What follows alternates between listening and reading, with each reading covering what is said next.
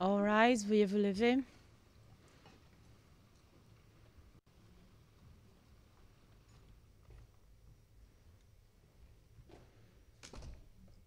Please be seated, veuillez vous asseoir.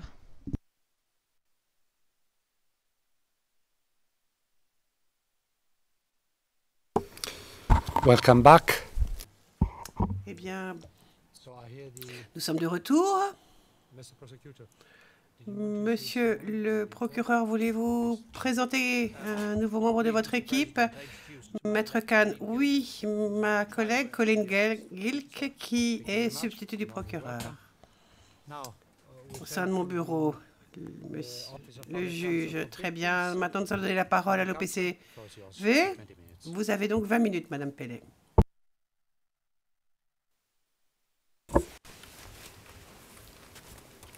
Merci, Monsieur le Président.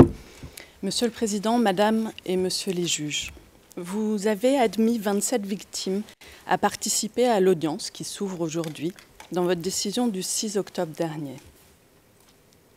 Je souhaiterais faire tout d'abord une remarque préliminaire faisant écho aux observations de la défense, maintes fois répétées, parfois verbatim, sur la participation des victimes aux procédures devant cette Chambre, afin qu'il n'existe aucune ambiguïté sur leur rôle dans la présente procédure.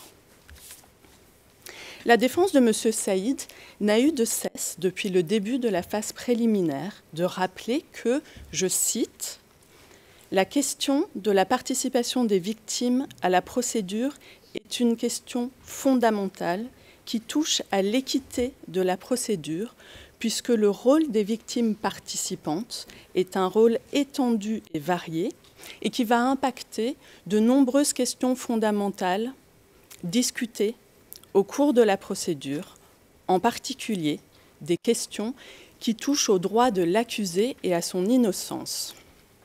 Il s'agit du document 128 au paragraphe 19, répété dans le document 181 RED au paragraphe 7 et au document 88 au paragraphe 6 et 10. Et c'est un fait. L'article 68.3 du statut de Rome permet aux victimes de participer aux procédures et de faire entendre leurs vues et préoccupations lorsque leurs intérêts sont concernés, et donc, nécessairement, sur des questions fondamentales, dont l'audience de confirmation des charges.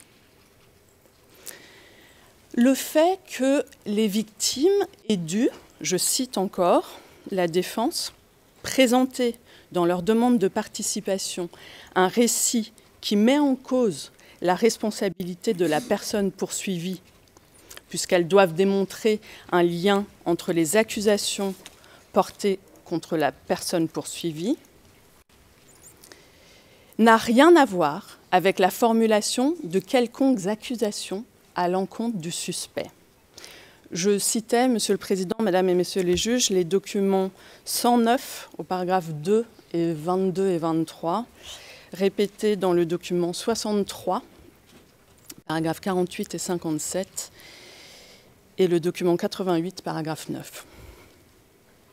La démonstration d'un lien de causalité et de rattachement des crimes qu'elles ont subis avec le suspect n'a pour autre but que de permettre à la Chambre de se prononcer prima facie sur leur statut de victime.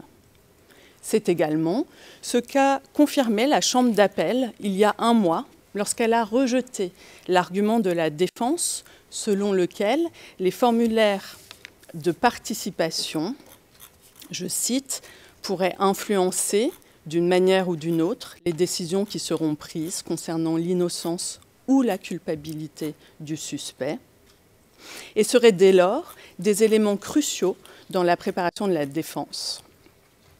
La Chambre d'appel a rejeté ces prétentions, citant une décision de 2007 dans laquelle, déjà, le juge unique de la Chambre préliminaire 2 précisait qu'une décision prise en application de l'arrêt 89 du règlement de procédure et de preuve, je cite, n'a pas pour objet de statuer de manière définitive sur la nature des crimes qui pourraient être constitués par les événements décrits par le demandeur, ni de déterminer si les éléments constitutifs de chaque crime sont effectivement réunis.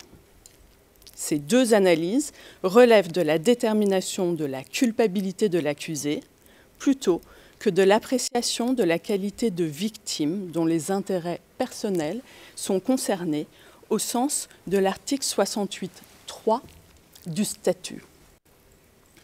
Il s'agissait du document ICC 02 04 101 au paragraphe 13. Monsieur le Président, Madame et Messieurs les juges, le rôle des victimes dans la procédure ne consiste pas à formuler de quelconques accusations à l'encontre du suspect. Cette charge revient à l'accusation.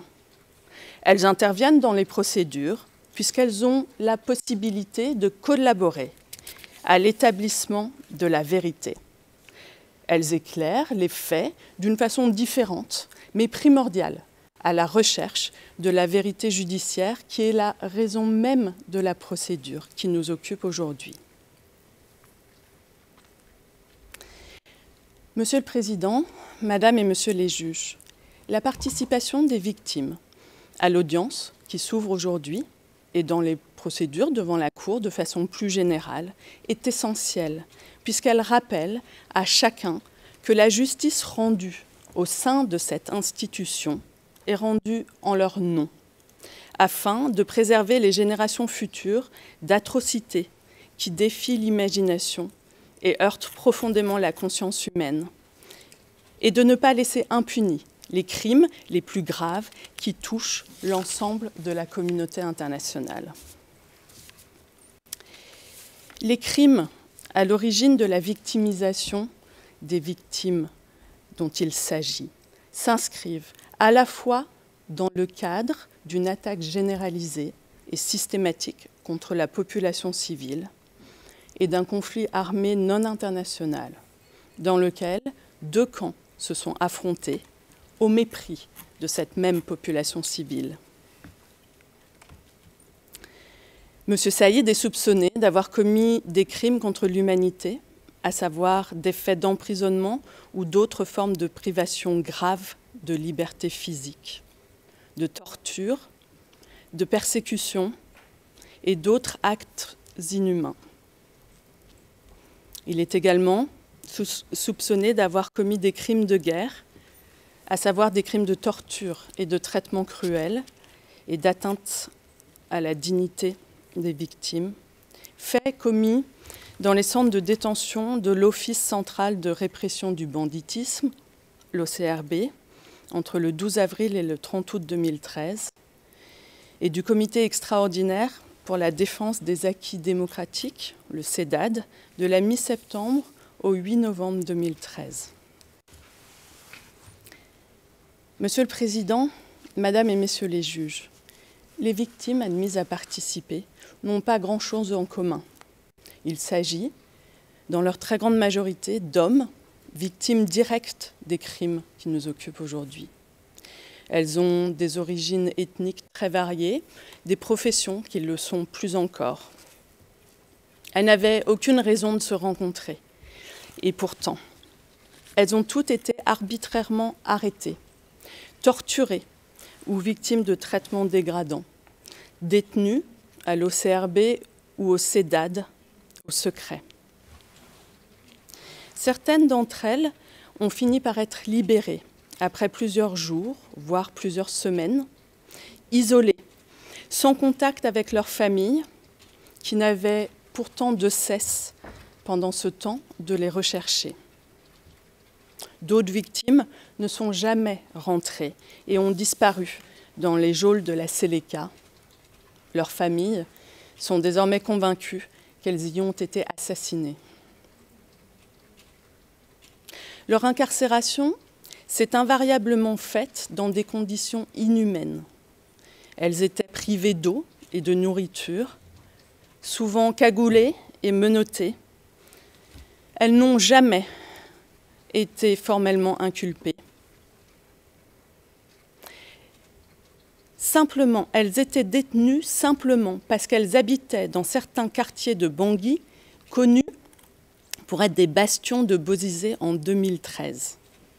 Parce que certaines d'entre elles étaient d'origine ethnique Baya ou Banda, parce que certaines d'entre elles étaient de confession chrétienne, ou parce que certaines d'entre elles avaient exercé leur métier sous l'administration renversée. Et parce que les Séléka considéraient que cela faisait d'elles des personnes acquises à la cause de Bozizé. Elles et leurs familles se demandent toutes pourquoi elles ont subi de tels sévices. Elles attendent toutes de la Cour qu'elle leur fournisse des explications. Et de fait, les victimes qui participent à la procédure aujourd'hui témoignent toutes à travers le récit des événements qui les ont victimisées, de la nature particulièrement cruelle des crimes commis à leur encontre, mais également de leur caractère systématique et généralisé. Monsieur le Président, Madame et Monsieur les juges, ces victimes et leurs familles ont également autre chose en commun. Elles sont terrorisées. Elles vivent dans la crainte constante d'être interpellées dans les rues de Bangui ou d'y être reconnues par leurs tortionnaires, dont certains appartiennent encore aux forces de sécurité intérieure ou aux forces armées centrafricaines, alors que d'autres occupent encore de hautes fonctions au sein de l'administration centrafricaine. Et il faut leur reconnaître le courage immense qui a été le leur lorsqu'elles ont rempli le formulaire de participation qui vous a été soumis, auquel je faisais référence tout à l'heure. Parce qu'elles ont peur pour leur sécurité et celle de leur famille, elles veulent toutes rester anonymes. Et n'en déplaise à la défense, c'est leur droit le plus absolu. Il ne s'agit en aucun cas d'un caprice de leur part. Cela ne fait pas d'elles des menteuses et elles n'en sont pas moins courageuses. Courageuses, comme l'a rappelé le procureur tout à l'heure, parce que le fait de participer aux procédures devant cette cour leur fait courir des risques potentiels, je l'ai dit. Mais aussi parce que cette participation les replonge dans l'enfer des événements qu'elles ont subis en 2013. Monsieur le Président, Madame et Messieurs les juges, je l'ai mentionné, les victimes attendent des explications. Et cette attente n'a que trop duré. Elles attendent depuis 8 ans. Sans explication, elles ne pourront oublier les événements tragiques qui les ont victimisées. Oubli pourtant nécessaire à leur reconstruction. Mais cet oubli est impossible tant qu'elles ne comprendront pas pourquoi elles, ou leurs frères, fils ou époux, ont été arrêtés, torturés, maintenus arbitrairement en détention, des jours, voire des semaines, et pour certaines d'entre elles, assassinées. Pour les victimes qui ont survécu, les douleurs persistantes et les cicatrices qui marquent leur corps suite au passage à tabac répété et auxquelles elles sont confrontées tous les jours, leur rappellent inlassablement la cruauté de leur calvaire comme autant de souvenirs impossibles à effacer. La tristesse, le vide laissé par ceux qui ont disparu, la colère et la peur de mourir, si profondément ancrées en elles et caractéristiques des traumatismes qui les habitent depuis ces événements, les empêchent de dormir, de se reconstruire et d'avancer. Les familles des victimes disparues, quant à elles, sont dans l'incapacité de faire leur deuil tant qu'elles n'obtiendront pas d'explication sur le sort réservé aux leurs et sur les raisons de leur supplice. Monsieur le Président, Madame et Messieurs les juges, la reconstruction des victimes passe par la reconnaissance des crimes qu'elles ont subis, par l'établissement judiciaire des raisons pour lesquelles elles ont été victimisées, je l'ai mentionné, par la punition des responsables de ces exactions, parmi lesquels M. Saïd. Avant de conclure, Monsieur le Président, Madame et Messieurs les juges, je souhaiterais également mentionner toutes les autres victimes.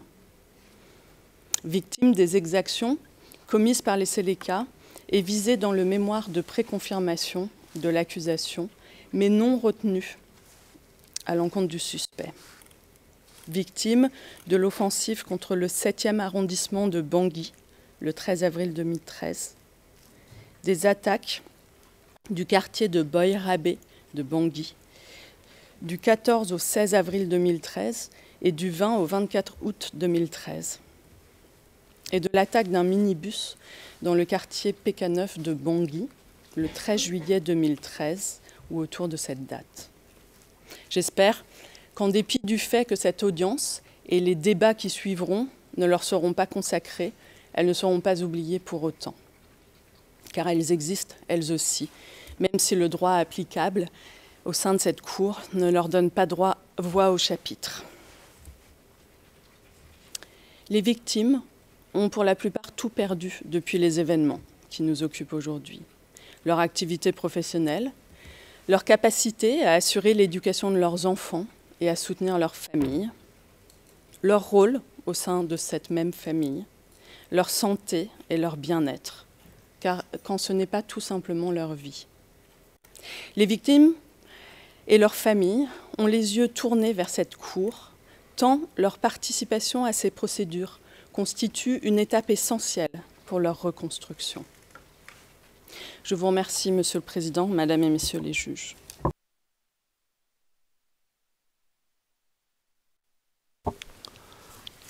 Thank you very much. Je vous remercie, Maître Pellet, de cette déclaration. Je donne maintenant la parole à la défense.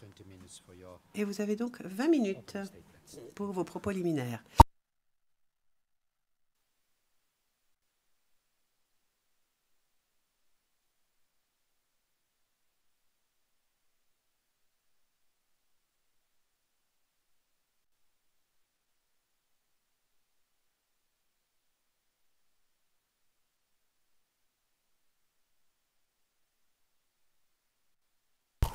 Merci, Monsieur le Président.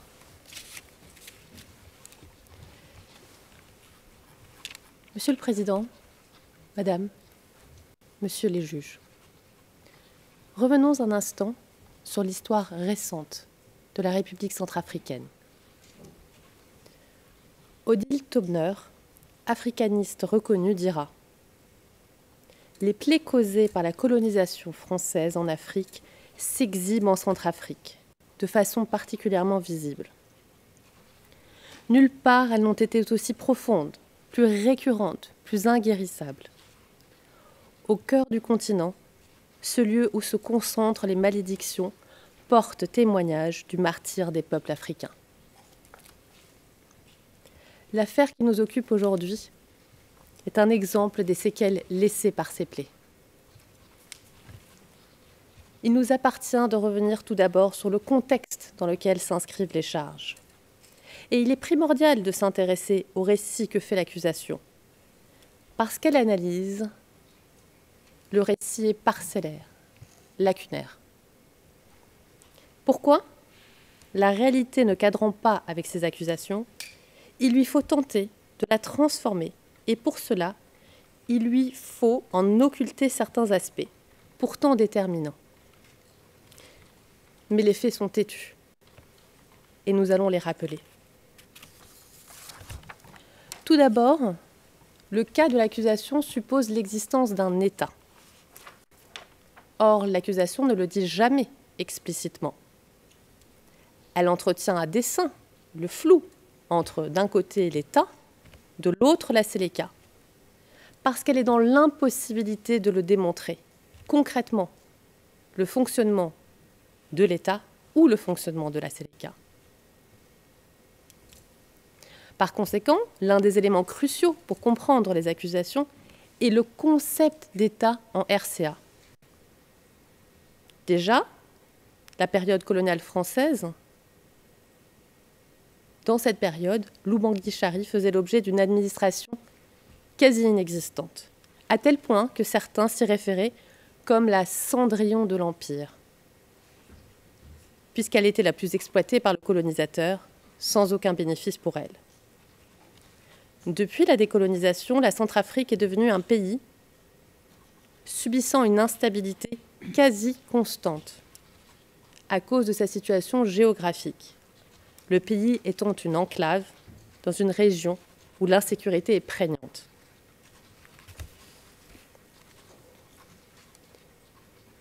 Le manque de contrôle des services de sécurité de l'État a pour conséquence de laisser le pays exposé à différentes formes de banditisme. Par exemple, les coupeurs de route, appelés Zaragouina. En outre, l'arrière-pays centrafricain est en proie à des attaques de groupes étrangers. Par exemple, les attaques continues de la LRA. Dans ce contexte sécuritaire compliqué, l'État centrafricain semble avoir perdu, depuis les années 80, ses capacités institutionnelles, l'empêchant d'être fonctionnel et donc d'assurer la sécurité sur son territoire. C'est la raison pour laquelle de nombreux experts définissent la Centrafrique comme un État fantôme. Et c'est ici un second élément crucial à prendre en considération si l'on veut comprendre les éléments de preuve que présente l'accusation. En réponse à ce modèle d'État fantôme, incapable de protéger les populations, en particulier dans l'arrière-pays, des groupes armés non organisés, opportunistes, prolifèrent. Ces groupes se querellent constamment. Certains se rallient sporadiquement au FACA. D'autres s'affrontent entre eux. D'autres encore se posent en opposition au pouvoir. Une autre clé de compréhension sont les conditions dans lesquelles se sont déroulés les 10 ans de présidence de François Bozizé, qui, dès son arrivée au pouvoir, met en place un régime antidémocratique, marqué par de graves violations des droits de l'homme. Ce que semble avoir oublié le procureur aujourd'hui.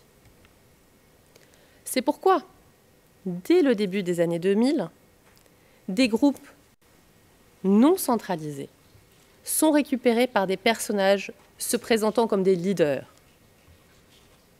qui transforment ces groupes en unions civilo-politico-armées. Des unions souhaitant participer à des accords de paix ou à des accords de cessez-le-feu. Nous rentrerons, lors de ces audiences, dans le détail de la création et de la composition de chacun de ces groupes, afin de démontrer comment les alliances et les ruptures au sein de ces groupes les empêchent de former un tout homogène et structuré. Et ce sont ces groupes qui formeront temporairement, en 2012, la coalition dite Seleka. Et c'est crucial, puisque l'accusation, tout au long de son DCC et de son PCP, se fonde sur un concept vague, ne recouvrant aucune réalité, la Seleka. Le mot Seleka signifie tout simplement alliance ou coalition en sango.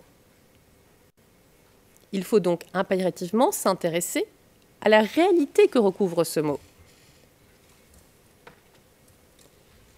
Et il ressort de la preuve de l'accusation que la Seleka est une nébuleuse composée de différents groupes qui, l'espace d'un instant, se sont ralliés contre un adversaire commun, le président Bozizé, et qui se désagrègent une fois la menace commune disparue. Un exemple frappant du déni de l'accusation, de l'organisation, ou plutôt de la désorganisation de ces groupes, est l'arrivée de ces groupes à Bangui en mars 2013. Selon l'accusation, c'est Michel de Todja qui aurait transmis l'ordre de la prise de Bangui. Or, de la preuve, il ressort que Michel Dottoja avait été pris en otage à Bambari, qu'il avait été maintenu incommunicado par d'autres Séléka et qu'il n'apprendra qu'à la radio que des groupes se déplacent vers Bangui.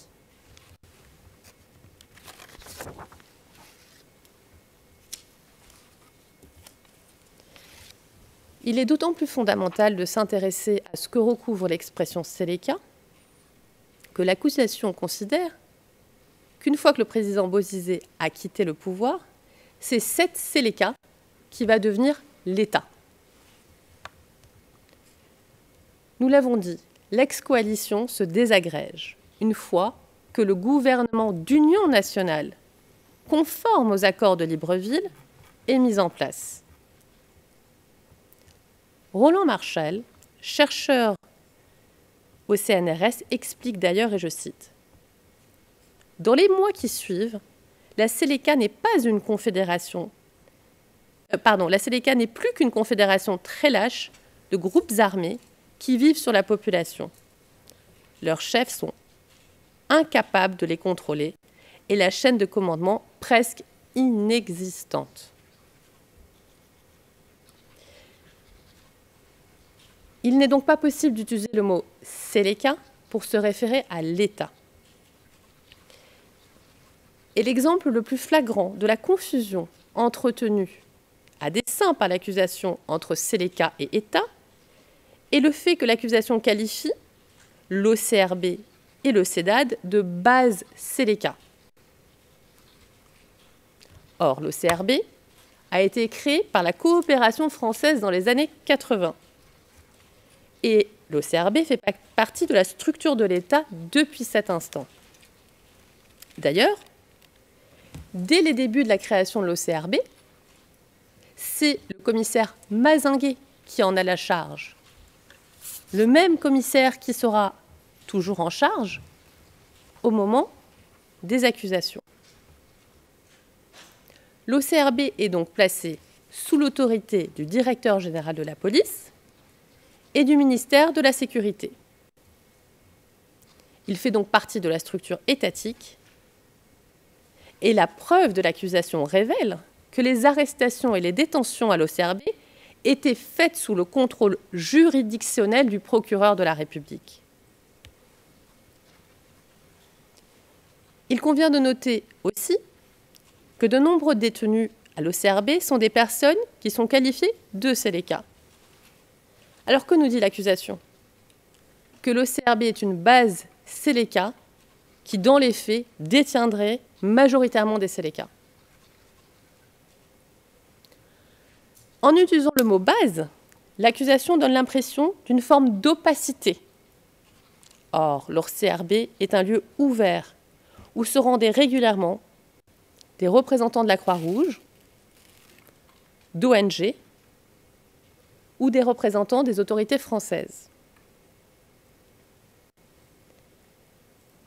Un militaire français dit par exemple que la plupart du temps, les personnes détenues étaient libres dans l'enceinte.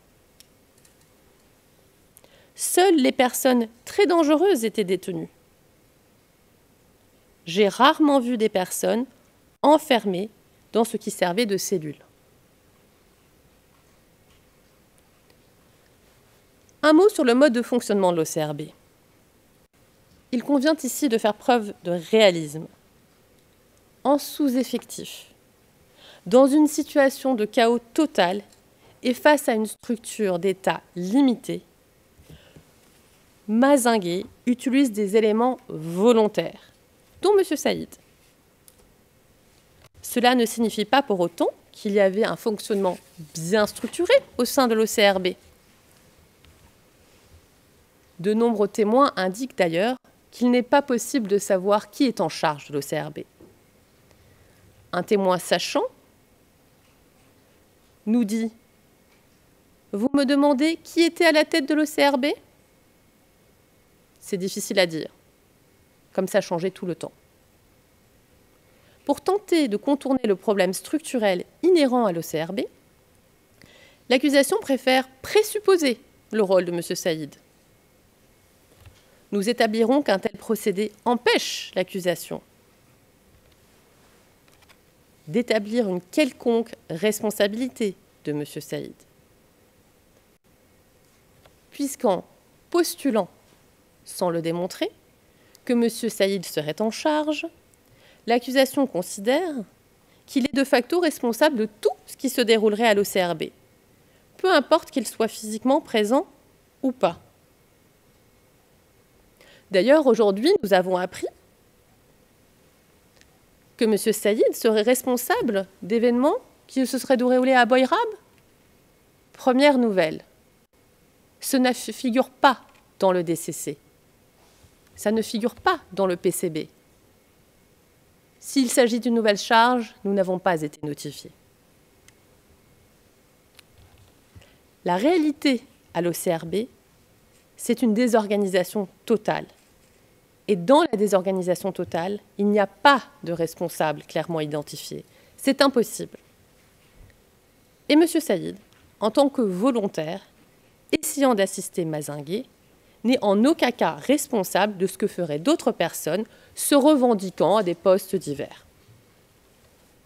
Dans un tel contexte de désordre, il serait impossible pour l'accusation de prouver une quelconque politique d'un État ou d'une organisation ou un quelconque plan commun.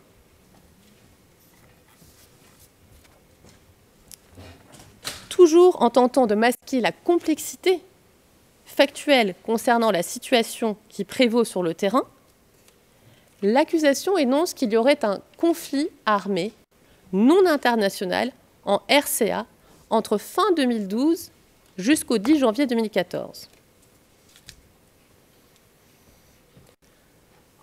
En visant une période particulièrement large, sans se concentrer spécifiquement sur la période visée par les charges, l'accusation tente de donner une impression de continuité dans la situation politico-armée en RCA.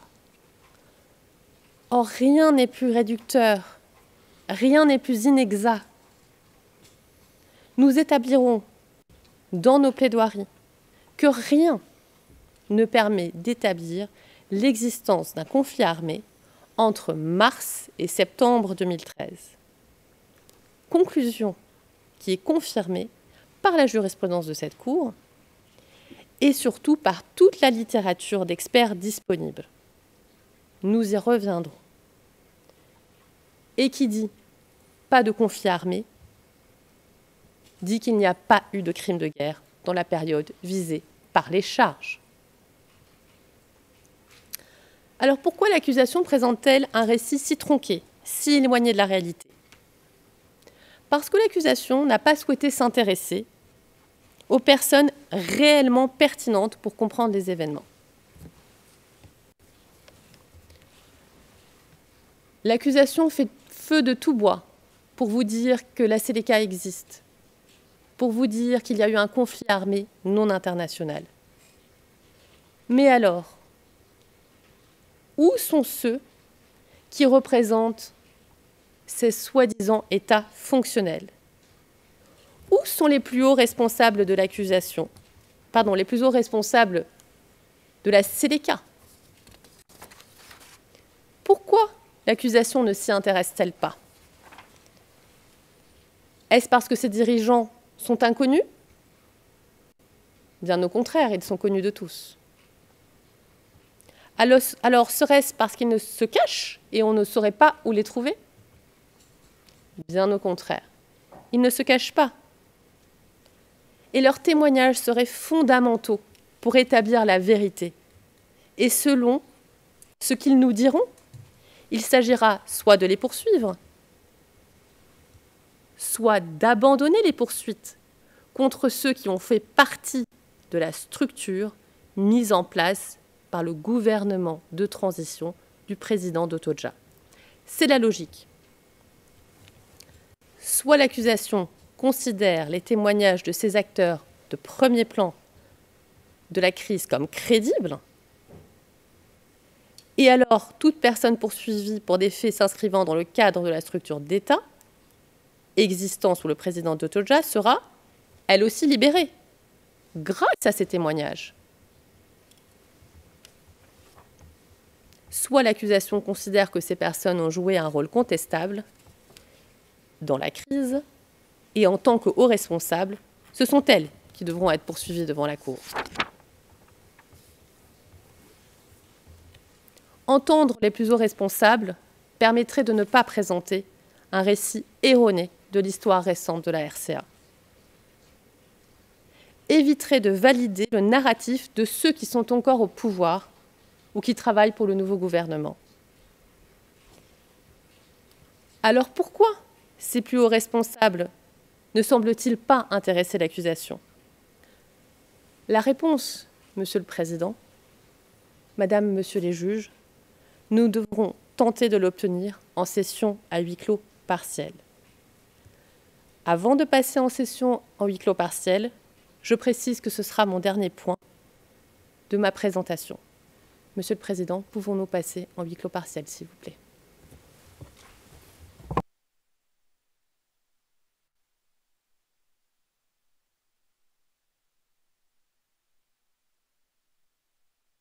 Madame Kanzer, you are left with 1 minute. Oui, mais vous n'avez plus qu'une minute, hein. Vous le savez, je Okay, pense. Mr. Court Officer.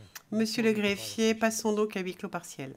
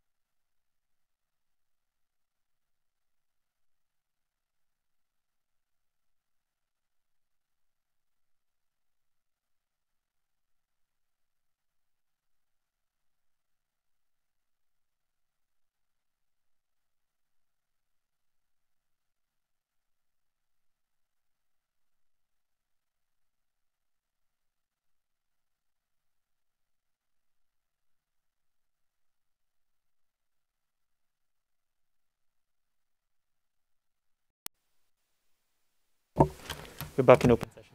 Le greffier d'audience, nous sommes en audience publique, Monsieur le Président. Le Président, très bien, nous sommes maintenant en audience publique, à nouveau. La défense de M. Saïd en a terminé de ses propos liminaires. Les parties vont maintenant pouvoir, au titre de l'article 122, paragraphe 3, des règles de procédure et de preuve, ils vont pouvoir donc faire toute objection nécessaire dans le cadre de cette confirmation des charges. Je vous rappelle que les objections qui ont déjà été soulevées devant la Chambre ne doivent pas être relevées à nouveau ou ressoulevées. Et au titre de l'article 22, paragraphe 4, souvenez-vous que ces objections ne peuvent en aucune façon être soulevées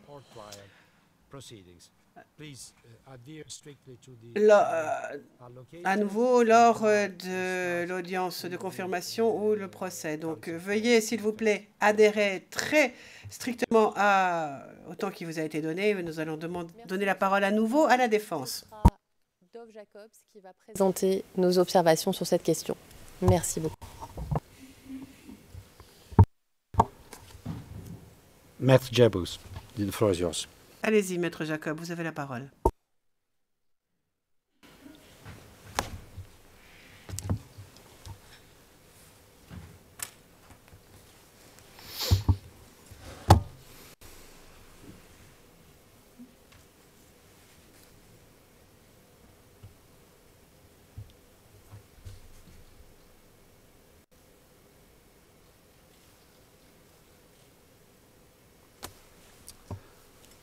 Mr. Jacobs, let me ask. Président, Maître Jacobs, Prosecution has indicated that l'accusation nous a indiqué qu'ils n'ont pas l'intention de soulever la moindre objection ou de faire des observations.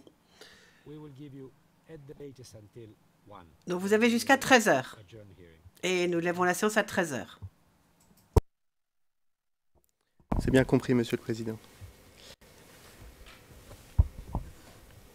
Monsieur le Président, Madame, Monsieur les juges, en permettant à la défense de soulever toute question touchant à la régularité des procédures qui ont précédé l'audience, la règle 122.3 a une fonction corrective visant à assurer que tout ce qui pourrait toucher à l'équité de la procédure soit discuté en amont de la présente audience et en amont de la discussion sur le fond du dossier.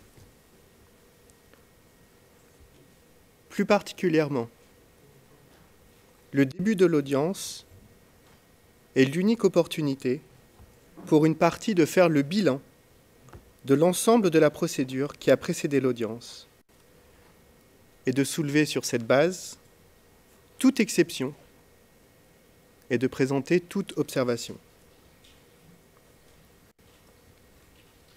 Ce moment crucial de l'audience permet aux parties et à la Chambre d'expurger la procédure de tout vice qui pourrait entacher la régularité de la procédure dans son ensemble.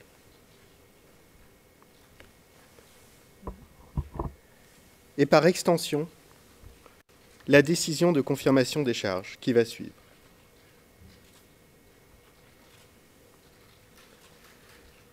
La défense note que, concernant la fonction de la règle 122.3, la dernière version du guide pratique de procédure pour les chambres, publiée en 2019, qui regroupe ce que l'ensemble des juges de la Cour ont estimé devoir être les meilleures pratiques en matière de la conduite de la procédure, précise, paragraphe 46,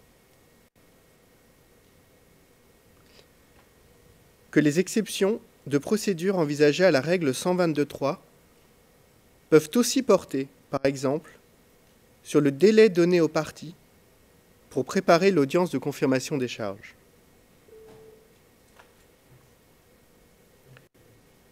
C'est donc conformément à la lettre et dans l'esprit de la règle 122.3 que la défense présente les observations suivantes.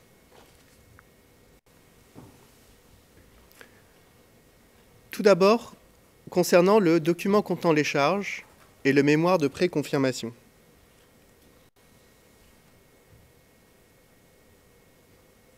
Le document contenant les charges est un document essentiel. Celui qui d'abord permet que soit respecté le droit qu'a la personne poursuivie d'être notifiée des charges. Celui qui ensuite constitue la base de travail de la défense. Dans la présente affaire, il convient de souligner qu'en réalité, c'est le PCB, le mémoire de pré-confirmation, c'est-à-dire le document contenant les charges qui référence en note de bas de page la preuve du procureur, qui constitue la véritable base de travail de la défense.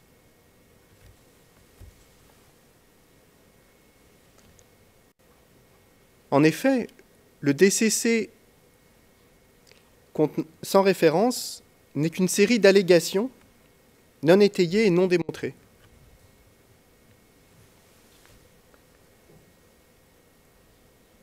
Ce document ne prend son sens que lorsque l'accusation dans son PCB donne à voir à la défense et à la Chambre la manière dont il compte soutenir ces allégations avec ces éléments à charge.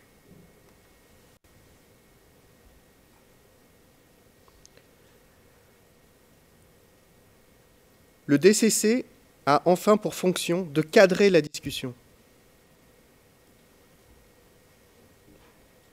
Puisque c'est sur cette base que la Chambre pourra décider soit d'infirmer les charges, soit de ne confirmer que celles pour lesquelles elle aura décidé que l'accusation aura donné des motifs substantiels de croire qu'elles sont établies.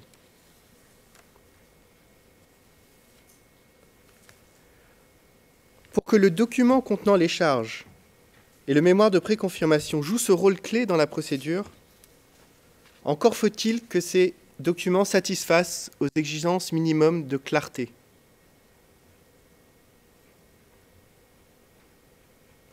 Or, pour la défense, ce n'est pas le cas. Et nous allons l'illustrer par quelques exemples.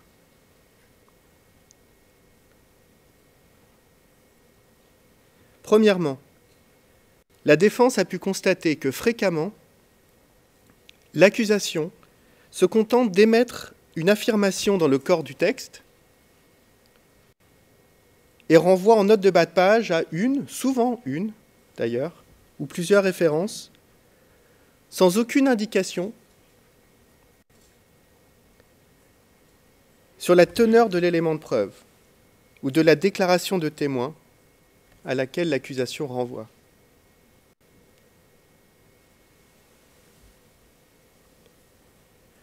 Une telle approche méthodologique ne saurait constituer une véritable démonstration.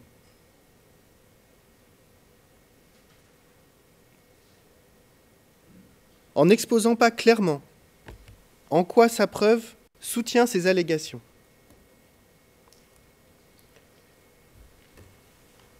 en n'expliquant pas quelle hiérarchie est faite entre ces différents éléments de preuve,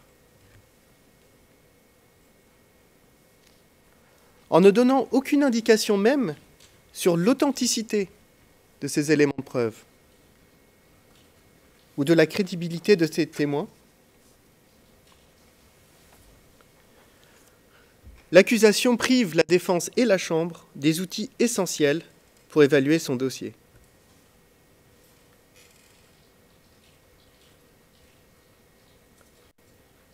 La défense et la Chambre se retrouvent dans la position de devoir tenter de reconstituer elle-même l'argumentation que l'accusation aurait dû présenter de manière explicite dans son PCB.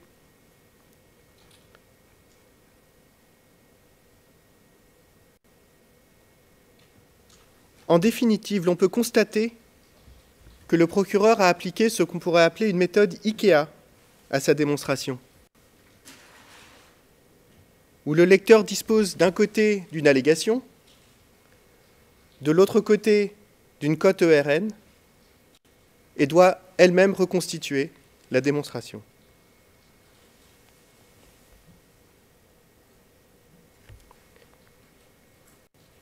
Deuxièmement, la façon dont le procureur plaide ses charges de manière cumulative ne permet ni à la défense ni à la Chambre de bien comprendre ce que soutient le procureur pour chacune de ses charges. Le fait de plaider des charges de manière cumulative ne peut délier l'accusation d'avoir à expliquer la cohérence narrative de ce qu'elle plaide.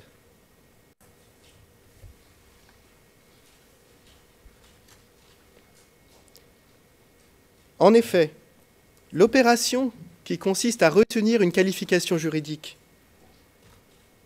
n'est pas un exercice désincarné, technique.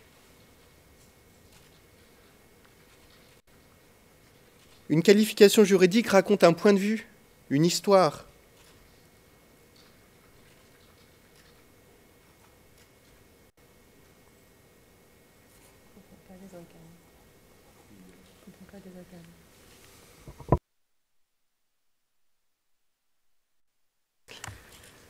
Une qualification juridique raconte un point de vue, une histoire, sur la manière de comprendre un incident, notamment en rapport avec l'intention des auteurs allégués.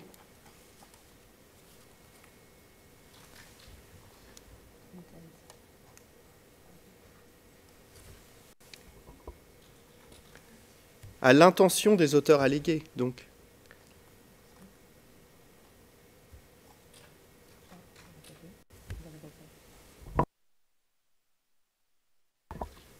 Pardon, je vais répéter la dernière phrase juste pour qu'elle soit claire. Qu'une qualification juridique raconte un point de vue, une histoire, sur la manière de comprendre un incident, notamment en rapport avec l'intention des auteurs allégués.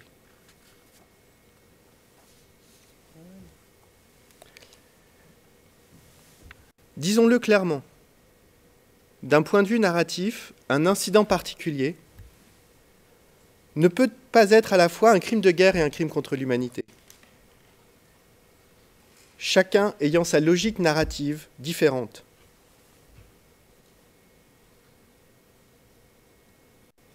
Or, le procureur n'explique jamais, incident par incident, pourquoi tel ou tel incident remplirait les critères de l'une des qualifications ou plutôt qu'une autre. Et encore moins, en quoi l'incident tel que décrit s'intégrerait dans le cadre narratif d'un crime contre l'humanité ou d'un crime de guerre.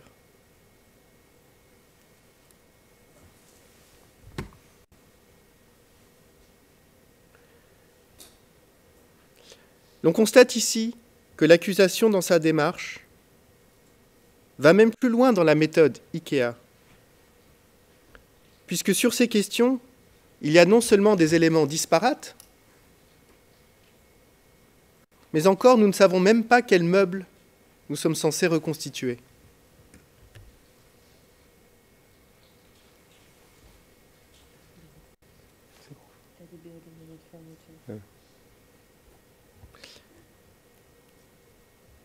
Troisièmement, un mot sur la qualification juridique des faits sous l'article 7.1k, autre acte inhumain, que le procureur retient pour les chefs d'accusation 5 et 12.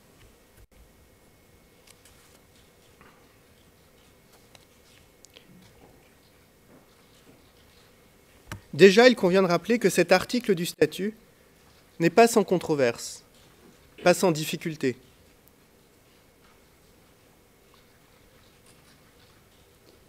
Puisqu'il invite en réalité les juges à étendre par analogie, puisqu'il évoque des actes de caractère analogue, le champ d'application matériel du statut de Rome, en contradiction directe avec le principe de l'égalité.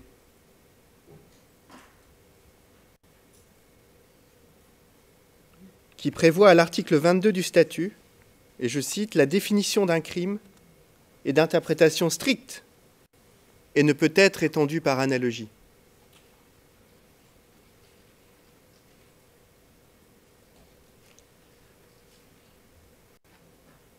Dans ces conditions, l'article 7.1k, s'il est utilisé, ne peut l'être que dans des circonstances exceptionnelles et ne peut servir de catégorie fourre-tout pour l'accusation, pour y mettre tout ce qui ne rentrerait pas dans les autres catégories, comme on balayerait de la poussière sous le tapis.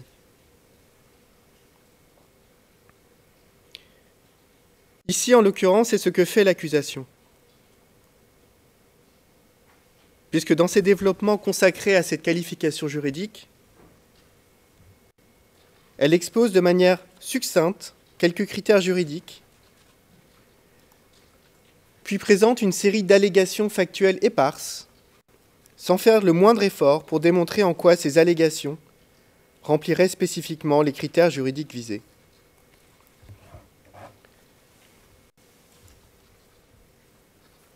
En l'état actuel des choses, il convient donc d'écarter in limine les chefs d'accusation 5 et 12 pour manque de précision.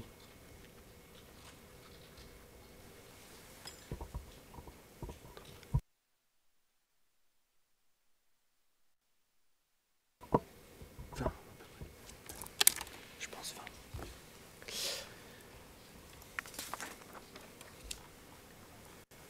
J'en viens à ma seconde série d'observations relative à l'analyse des divulgations du procureur et ce qu'elles disent des déficiences de ces enquêtes,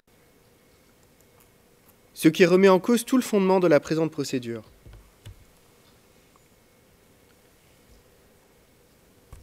Au préalable, il convient de rappeler l'ampleur de la divulgation à laquelle a procédé l'accusation dans la présente procédure de confirmation des charges. Ce sont plus de 12 000 éléments. Ce sont près de 60 000 pages de documents qui ont été divulgués. Pour bien mesurer l'ampleur de ces divulgations, il suffit de dire que ces 60 000 pages sont de 20% supérieurs aux éléments de preuve divulgués par l'accusation avant le début du procès dans l'affaire Gbagbo et Blé Goudé.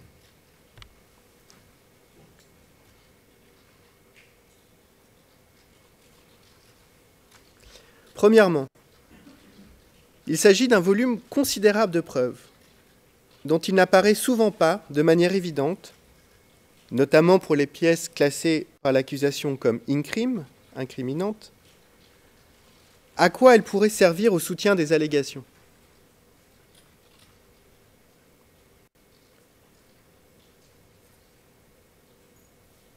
L'accusation n'a retenu, pour directement soutenir les allégations, dans le PCB, qu'environ 800 éléments de preuve sur les 8069 éléments in-crime divulgués.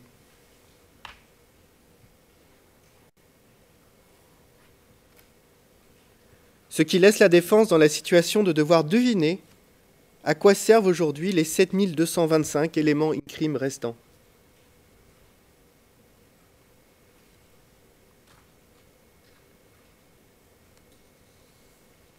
Deuxièmement, avec un tel volume d'éléments de preuve divulgués, l'on pourrait au moins s'attendre à ce que le dossier contienne tous les éléments utiles, tant en ce qui concerne la preuve à charge que la preuve à décharge.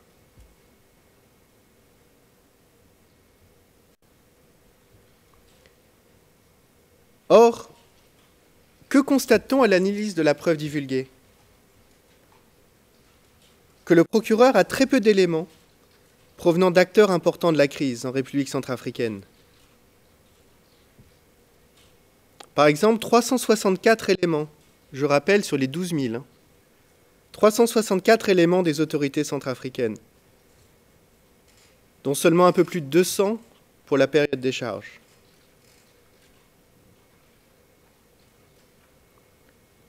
Zéro élément des autorités... Mr. Counsel, Oui. will you please repeat? Voulez-vous bien répéter, s'il vous plaît? We have lost something. Nous avons perdu quelque chose. Donc, 364 éléments des autorités centrafricaines sur les 12 000 éléments divulgués par l'accusation.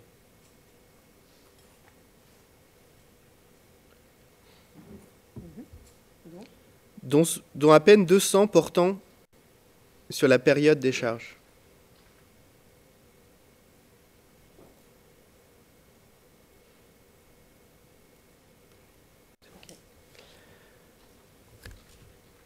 Nous avons zéro élément des autorités sud-africaines, alors que l'on sait qu'ils représentaient le contingent international principal sur le terrain, notamment au début de l'année 2013.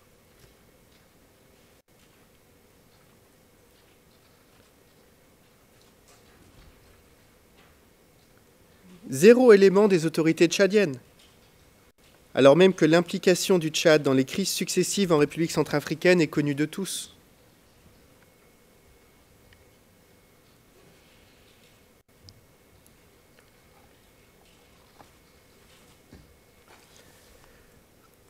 Pour évoquer deux autres sources importantes, non exploitées par l'accusation, j'aimerais, Monsieur le Président, passer brièvement en audience à huis clos partiel.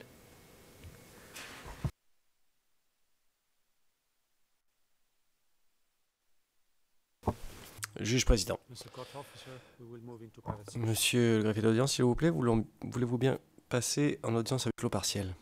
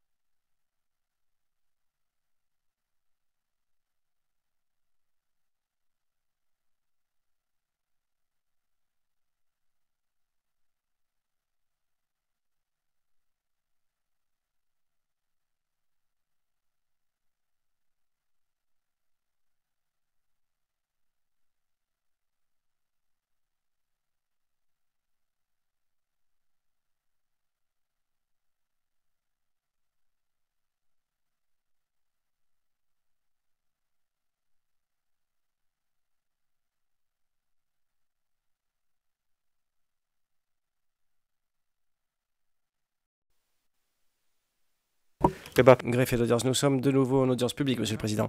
Juge président, merci beaucoup. Maître, je vous en prie.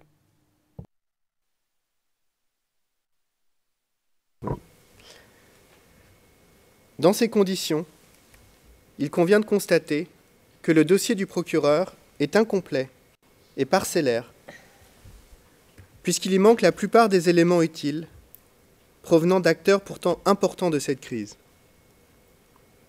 Conduire une procédure sur un dossier aussi déficient, c'est prendre le risque de passer à côté de l'essentiel et de tirer des conclusions sur la base d'informations incomplètes.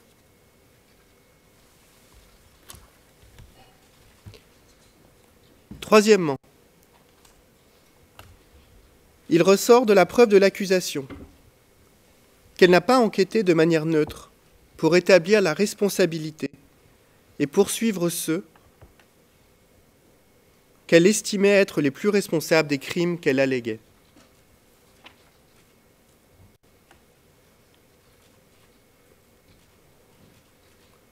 Alors que le procureur invoque de manière répétée, dans son DCC, une responsabilité au plus haut niveau de ce qu'il nomme la Séléka, il n'apparaît qu'il n'ait pris aucune mesure pour poursuivre ces hauts responsables.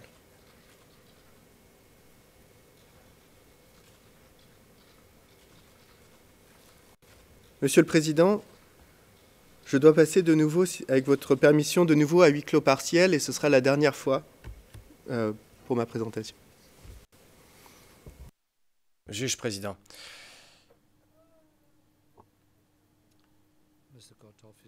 Monsieur le greffier d'audience, passons à huis clos partiel, s'il vous plaît.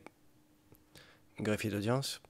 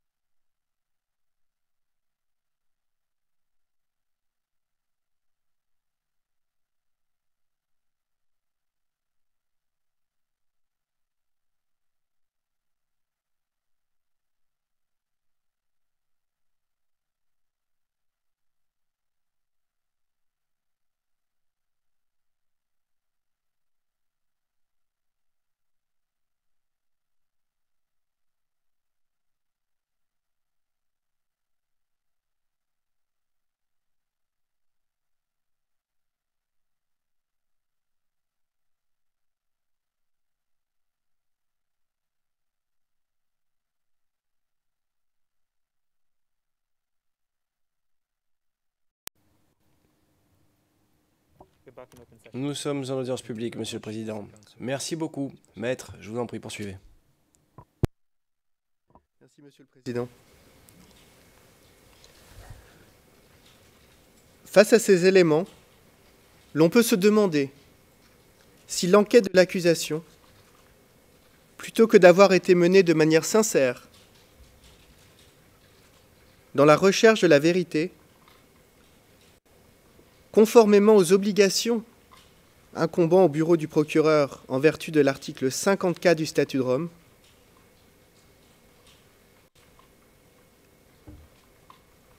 n'a pas dès le départ été fondée sur des compromissions avec certains acteurs de la crise,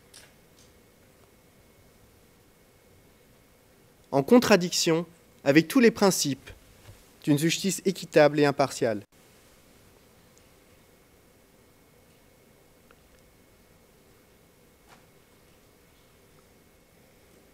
Ce constat vicie à l'évidence toute l'enquête ayant mené à ce que nous soyons là aujourd'hui.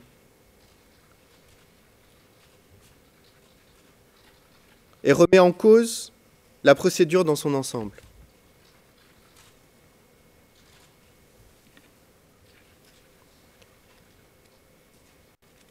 J'en viens à mon troisième et dernier point. Nos observations générales sur l'équité de la procédure qui a précédé la présente audience.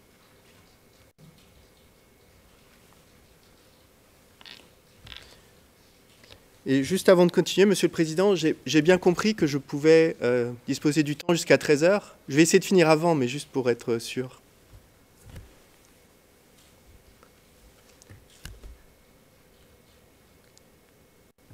La défense, au cours de la phase qui a précédé l'audience de confirmation des charges, a soulevé au fur et à mesure, comme c'était son droit et son devoir, un certain nombre de questions qui affectaient la capacité de la défense à exercer ses droits.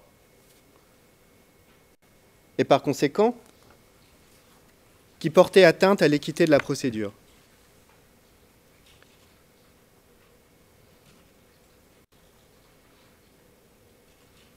Pour estimer que la défense n'avait pas besoin de mentionner ces questions, en détail aujourd'hui, ce que nous ne ferons pas, la Chambre a estimé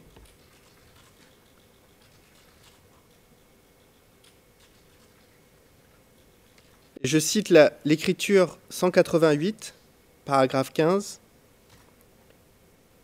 « Il n'est pas clair en quoi l'instruction de la Chambre de ne pas répéter de telles observations ou objections que la Chambre a déjà tranchées et ont par conséquent peu de chances d'être considérées à nouveau, pourrait affecter les droits de la défense. » Fin de citation. La Chambre estime donc que parce que les questions que la défense aurait voulu soulever aujourd'hui ont déjà été tranchées par les juges, il ne serait pas nécessaire d'y revenir, puisqu'elles ne seraient plus discutées à l'avenir.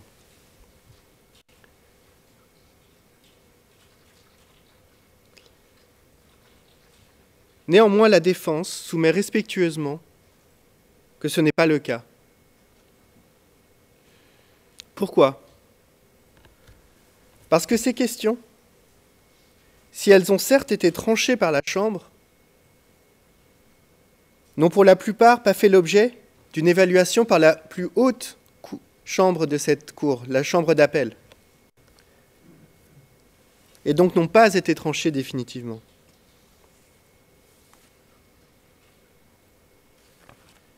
Un exemple de question qui n'aura pas pu être portée devant la Chambre d'appel. Alors que la défense avait détaillé, sujet par sujet, le nombre d'heures dont elle estimait avoir besoin pour présenter sa défense pendant cette audience, pour contester les charges, la Chambre s'était fondée sur son pouvoir discrétionnaire et la célérité de la procédure pour donner un chiffre, celui de 3h30, beaucoup plus court que ce que demandait la défense, sans motiver.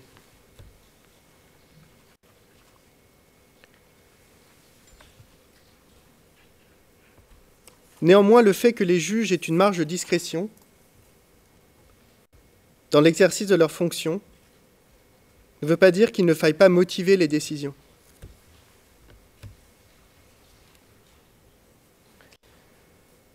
Ici, la défense demandait un peu plus de 3 jours d'audience pour présenter sa défense lors de l'audience de confirmation des charges. 3 jours. Pas une semaine, pas 3 semaines, 3 jours, considérés comme trop.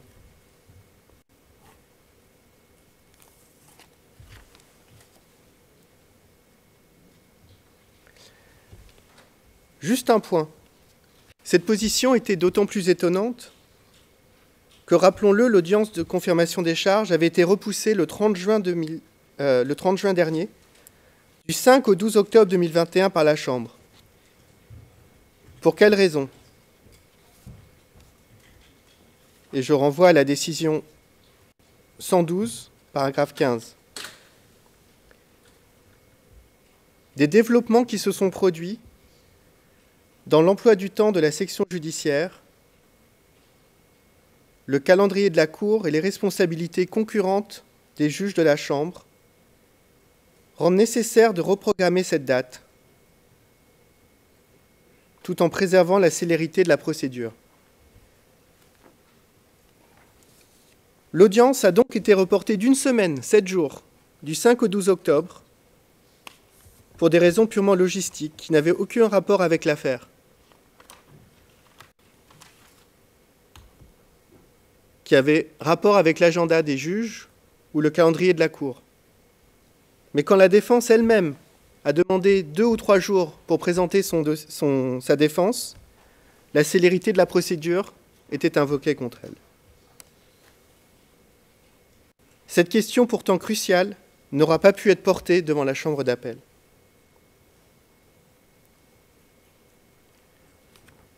L'autre exemple, et je n'y reviens pas, c'est celui dont on a parlé ce matin, c'est la question du temps dont la défense a pu disposer pour analyser la preuve du procureur. Elle-même ne sera pas portée devant la chambre d'appel, pour le moment.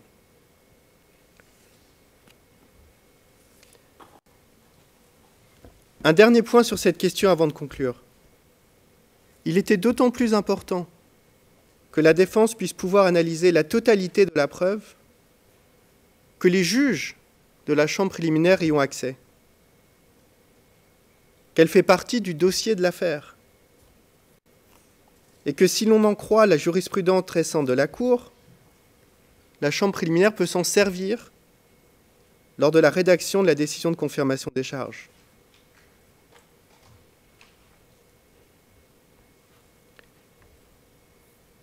Ainsi, dans la décision de confirmation des charges dans l'affaire Abdelrahman, du 9 juillet 2021,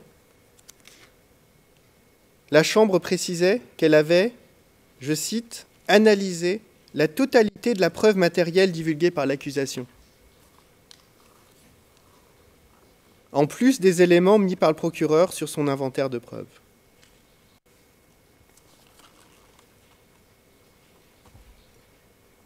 Il ressort de ce que nous venons de dire qu'interdire à la défense de se préparer dans de bonnes conditions, c'est créer le risque que la décision de confirmation des charges soit rendue sur la base d'éléments de preuve que la Chambre aura analysés, mais que la défense n'aura pu pleinement contester.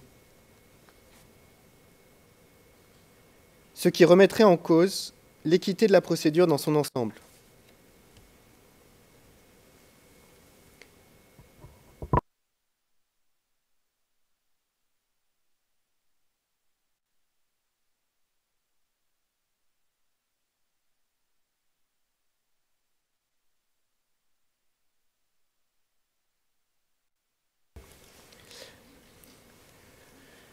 J'en finis, Monsieur le Président, Madame, Monsieur les juges, sur le constat qui ressort de nos observations. L'audience de confirmation des charges débute aujourd'hui sur le fondement d'une triple violation des droits de la défense.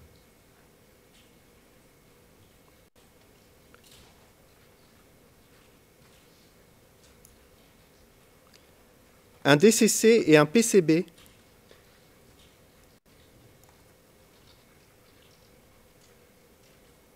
Pardon, je vais répéter la dernière phrase. Donc je disais que l'audience commence sur une triple violation des droits de la défense.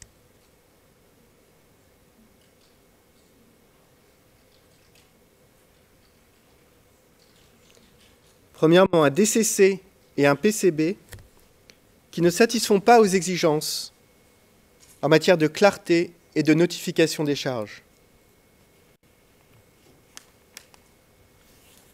Une enquête qui n'aura pas été menée de manière sincère et qui vicie la procédure. Une violation des droits fondamentaux de la défense en matière de respect de son temps à disposer, de son droit, à disposer du temps nécessaire à la préparation de l'audience, violation qui n'aura pu être portée devant la chambre d'appel.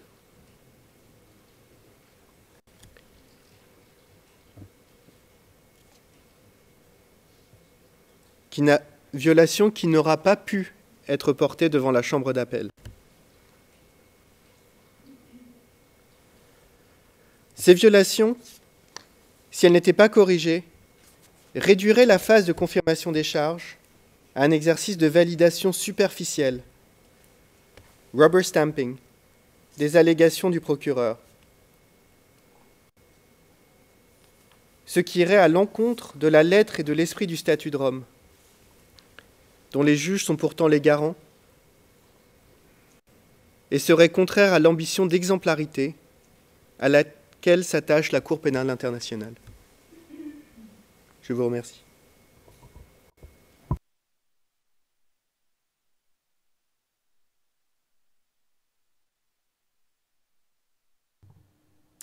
Juge président.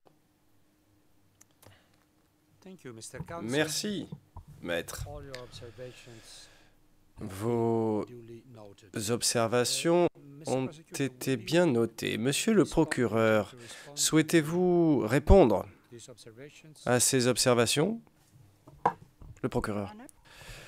Your Honor, yes, please. is it working? Monsieur le Président, ça fonctionne? Oui. We would like to Nous aimerions briefly répondre brièvement à ce que la défense vient de proposer, mais serait-il possible de disposer de 5 à 10 minutes pour en parler entre nous, car certains points ont été soulevés assez spontanément, et ce serait très gentil. Juge président, oui, je posais la question pour évaluer un peu la conduite de la procédure. Nous allons faire la pause déjeuner maintenant, et puis nous nous retrouverons dans 1h30, et vous aurez alors, en tout début de troisième session, la possibilité de faire vos observations. Bien, le procureur, Monsieur le Président, pardonnez-moi, si vous me le permettez, pendant les 5 minutes qui restent,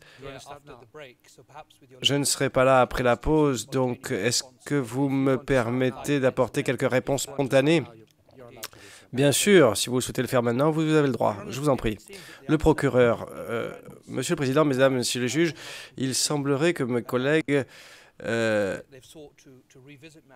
semblent réviser des éléments qui ont d'ores et déjà été tranchés. Et ma réponse initiale serait qu'en termes de divulgation, comment dire, les comparaisons sont assez inadéquates. D'abord, ils se plaignent qu'il y a trop d'éléments de preuve, et puis en même temps, ils nous disent qu'ils ont eu peu d'éléments à leur disposition.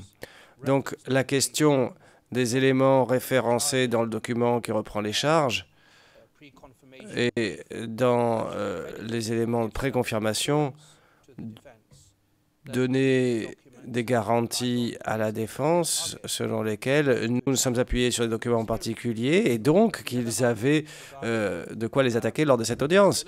En ce qui concerne l'autre argument, quant à l'absence de la mise à disposition des documents à tout le monde, c'est tout à fait spéculatif. Et il est difficile de percevoir quel est le préjudice pour la défense. Évidemment, ils ont le droit, eux aussi, d'obtenir des éléments et des informations de toutes sources, et pas simplement le bureau du procureur. Mais les arguments qu'ils mettent en avant, selon lesquels tel pays ou tel autre ou telle organisation doit avoir des éléments de preuve, est véritablement un argument de conjoncture qui nous paraît assez léger, pour le dire comme ça. Ensuite, IKEA,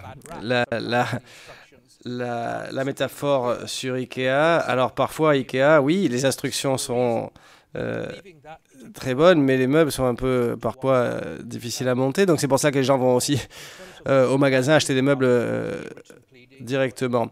Mais bon, au-delà de la métaphore, la défense est en mesure de s'opposer à des éléments. Si par exemple une note en bas de page ne répond pas à la définition de la confirmation, eh bien cette réunion-ci est l'occasion parfaite, même prévue, pour le soulever. Donc je n'en dirai pas plus, Monsieur le Président, concernant les allégations sur lesquelles nous n'enquêterions pas de manière objective. Bon, s'il y a en substance des éléments, alors on peut prendre des mesures. Mais l'argument selon lequel quels sont les témoins appelés, à quel stade de la procédure, ne me paraît pas pertinent à ce stade de la procédure. Monsieur le Président, je crois que mon éminent collègue aura sans doute d'autres arguments à mettre en avant après la pause. Mais enfin, moi, je n'avais rien d'autre à dire d'autre chose que ces plaintes, pour ainsi dire, ce cumul de plaintes, car c'est comme ça, hein, je vois là que des plaintes ne sont pas autant d'arguments de la défense en tant que telles. Et je ne crois pas qu'elles étayent la thèse selon laquelle il y a un défaut de procédure à ce stade. Et nous pensons que ces arguments peuvent donc être rejetés assez facilement. Merci. Juge président, merci monsieur le procureur. Il est pratiquement 13 heures. Nous allons donc suspendre pour 1h30, c'est-à-dire pour la pause déjeuner. Et nous nous retrouverons à 14h30. Et la parole sera au bureau du procureur pour ses observations. Merci beaucoup.